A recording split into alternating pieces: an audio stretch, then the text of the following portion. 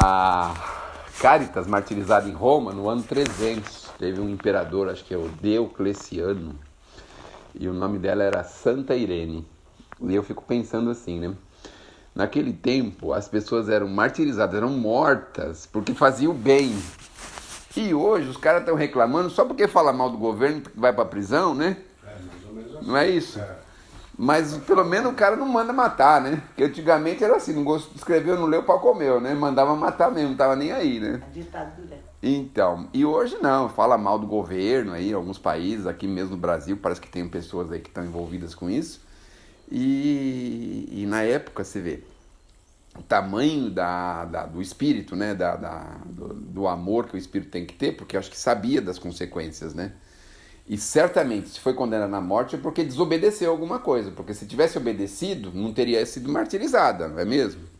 Então a gente vê aí a Irene desobedecendo, fazendo uma desobediência civil. E isso lhe custou a própria vida. Então você vê o espírito, né? A força desse espírito, né? Quer dizer, eu vou atender ao Criador, não vou atender ao homem, vou atender ao meu Pai. Não é isso? Não é o que Jesus também fez? Porque se ele fosse atender ao homem, ele não teria sido morto na cruz. Não é? Em tese, Jesus também desobedeceu. Não era um desobediente, né? Porque eles mandavam ele ficar quieto e ele falava, não era assim? Mandava ele não curar ninguém, ele curava. Mandava ele não fazer o bem, ele fazia. Né? E ainda falava coisas, né, contra os caras, falando, não, aqui são um bando de raposa, um bando de gente aí bem complicada. Imagine o tempo de Jesus. Então a gente tem visto aí ao longo do tempo, na história, esses espíritos bem fortes, né, que passam pela Terra e cumprem mesmo a vontade da criação, do Criador. Né? Então estão bem firmes nesse propósito. Então é invejável isso. Você vê que ela ganhou esse título e ganhou inclusive a possibilidade de falar aqui no nosso Evangelho. Né? Tem diversas mensagens de Caritas, né? Meu nome é Caritas, eu estou e tal. Tem uma mensagem, por exemplo, do Padre João, que ele conversa com a caridade, não é? É interessante, né? E aí ele faz uma descrição muito linda, né? É interessante como a gente tem tanta preguiça de ver umas coisas tão lindas que os espíritos escreveram. Essa mensagem está no livro Parnaso de Além Túmulo. Ele começa descrevendo assim uma paisagem, né? Caía a noite em paz, crepúsculo, horas quedas, horas de solidão, pelas planícies ledas. Aí ele vai falando, né? Aí ele vem falando, aí ele encontra com a caridade. Aí ele começa a escuta, mas por que você está aqui no mundo? O mundo é um mundo vil. A gente prefere as coisas materiais do que as coisas espirituais. Nós somos uma sujeira lascada que você está fazendo aqui, né? E aí ela explica o que ela está fazendo, né? Ela está em qualquer lugar, anda por qualquer... nos palácios, junto às pessoas, nas latrinas, ela anda em qualquer lugar. Então, ele encontra e conversa com a caridade, em tese, né? Que provavelmente não seja o espírito, ele faz uma ideia a respeito disso. E aqui, nessa mensagem, ela também fala de uma forma muito, muito amorosa, não é? Aquelas pessoas que estão vivendo, aqueles senhores que não têm um emprego, estão lá mendigando um trocadinho, um dinheirinho, aquelas senhoras, né, que tem lá as crianças passando fome. Então isso tudo é que trouxe, né, pelo que a gente tem percebido, essa força da caridade na doutrina espírita, porque os espíritos não cansam de dizer isso, o tempo inteiro. Então aqui, por exemplo, reajustar a criança amparando a família, acho que é esse o lema, né, mais ou menos isso, né? E aí a gente vê o Gonçalves com essa força de ajudar essas mães, essas crianças. Atender a criança reajustando-lhe a família. Reajustando-lhe a família, né? Então você vê, aqui ela fala da mãe que precisa dar um alimento para o filho, não tem nem dela mesmo, né? Não tem nem o leite materno, ela consegue oferecer para o filho, que está praticamente estéril, né? Não tem muito para oferecer. Então ela vai dando algumas dicas, né, onde a gente pode trabalhar com aquelas pessoas idosas que estão ali sofrendo, sem recursos, sem possibilidade. Fala dessas mães, dessas pessoas. Né? O Gonçalves pegou bem essa questão das mães, porque a casa sempre trabalhou em função da família, né? A casa transitória, né, Natal? Sempre a ideia era a família. Hoje, graças a Deus, a gente vê as famílias circulando aqui. Mas passou muitos anos que a gente não via essas famílias circulando aqui. Então, graças a Deus, hoje parece que estamos retomando de novo essa ideia principal. E aí, a ideia da caridade aqui, da Irene, era no sentido de nos convidar à prática do bem, à prática da caridade. Ela fala, não, eu não posso dizer o que vocês têm que fazer. Não é isso que ela fala? Você tem que adivinhar, é você que tem que saber, não sou eu, né? Mas isso significa o quê? Não, atenda todas as pessoas que pediam botijão de gás no ônibus. Ela não pode falar isso, não é mesmo?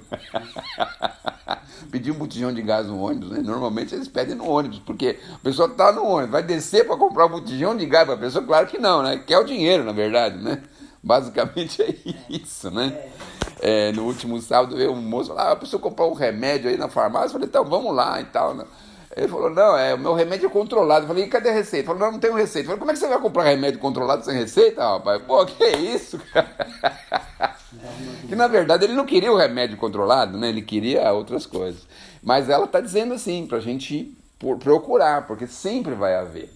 O Pereira sempre dava um exemplo, acho que o Sérgio deve lembrar, de uma família que tinha, acho que perto da casa dele ali, que tinha um sobradão bonito e os caras passaram necessidade lá dentro, não é? Não era isso, Natal? Que tinha uma casa bonita, mas lá dentro estava faltando tudo que eles precisavam, não tinha as coisas. E olha, não é incomum você passar, por exemplo, para Pacaembu, alguns lugares muito bacanas aí, e você vê aquelas casas praticamente caindo aos pedaços, que gente morando lá dentro, uns carros de 1960, 70 lá também, bem enferrujadinho. Você vai ver aquela família que pereceu, né? E muitas vezes a pessoa está passando necessidade ali. Não é? Então, a pessoa não conseguiu, não é? Ou não conseguiu manter, ou por qualquer motivo a gente não sabe. Então ela fala isso, para a gente pesquisar, observar, não é? Porque a caridade basicamente é isso. A gente não pode simplesmente abrir as mãos e sair jogando para o vento. Não é isso, a caridade. Mas a gente precisa ter uma noção do que nós estamos fazendo, para quem que nós estamos servindo. Não é? Aqui implementar o serviço de visita. Hoje não sei como está, mas visitava a casa da pessoa, onde ela morava direitinho, né? Aí visita. Então, faz uma visita. Pequeno, mas visita. O que é o ideal. Porque se a gente for ver só as pessoas que batem na nossa porta, normalmente os que batem na nossa porta são pessoas que talvez não estejam precisando, como aquelas que se a gente for na casa dela a gente vai ver. Normalmente é isso. Essa que está batendo na nossa porta bate aqui, bate na católica, bate na protestante, bate no hinduísta, bate em tudo quanto é lugar. Esse não tem vergonha, né? Esse não tem vergonha. Porque o real é o que ela está falando aqui, né? Que ela fez a sua visita habitual, o seu passeio habitual. Não é? Ela não estava no meio da rua, ela fez um passeio habitual, quer dizer, foi nos lugares que ela sabia onde tinha necessidades, problemas, dificuldades, e observou que ali tinha mães faltando leite, velhinhos que estavam ali praticamente mendigando, pessoas que estavam vivendo um verdadeiro drama, não é? E hoje, um negócio muito moderno que a gente tem visto é assim, eu não tenho muito estômago para isso, mas tem muita gente que tem, que hoje a gente vê que muitas pessoas são abandonadas nos hospitais. Abandonadas a família, ou a pessoa não tem família. Esses dias mesmo eu fiquei surpreso com uma senhora que foi lá pedir uma ajuda porque o marido faleceu, os filhos botaram ela para fora de casa e não sei o que, os filhos.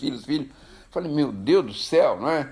Então de vez em quando a gente vê umas coisas assim, umas coisas atípicas. Na nossa cabeça a gente não roda com isso, eu vou ficar doente, meu filho vai botar para fora de casa, doente? Que isso? Não consegue pensar isso, não é? Então quando a dona Irene aqui fala a respeito sobre a caridade, ela fala para a gente pesquisar, para a gente verificar, fazer visitas, conhecer melhor as pessoas. Mas hoje a gente quase não pode fazer essas visitas, especialmente nas grandes cidades, porque as cidades cresceram demais, então às vezes você não consegue fazer. Mas a gente vai pelas beiradinhas, né? Vai sentindo, vendo a pessoa, como ela se porta, tal, essas coisas, né? Faz uma entrevistinha. Ajudando e sentindo, né? É isso, vai mais ou menos percebendo como que é, né? Tem na minha comunidade uma senhora e a mãe que elas iam lá pegar doação. E aí as famílias começaram a falar, ela não precisa, ela mora num sobrado, ela não precisa.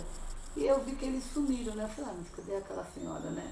Aí eu bati lá, onde eu estava andando de caminhãozinho, e o caminhãozinho deu um problema. Eu falei, nossa Priscila, o que está acontecendo? Ela falou, mãe, precisa de água. Aí eu bati lá, era a casa da mulher. Oi, tudo bem? Ela, oi, dona Sônia. senhora pode me arrumar um pouco de água para me pôr no caminhãozinho? Posso. Aí eu falei, por que a senhora não foi mais? A senhora não foi mais, né? Ela falou, estou com vergonha. Estamos precisando muito, mas as pessoas falam que a gente mora bem. Então, Aí eu levei verdadeira aqui, necessidade, né? Aí eu agora estou falando isso, eu falei, olha, aqui a gente aprende muito. Aprende. O caminhão foi médio, então, hein? O médio, o caminhão. Esse caminhão aí é médio de Falaram que transporte. eu embaixo, eu estava empurrando. Tá ali embaixo eu trouxe uma cesta, depois eu preciso, acho que de ajuda para alguém me empurrar ele até aqui. Ah, tá bom. Mas depois ele pega, a piscina já está embaixo arrumando. Ah, tá bom. Isso que você falou está nessa lição, né? Essas pessoas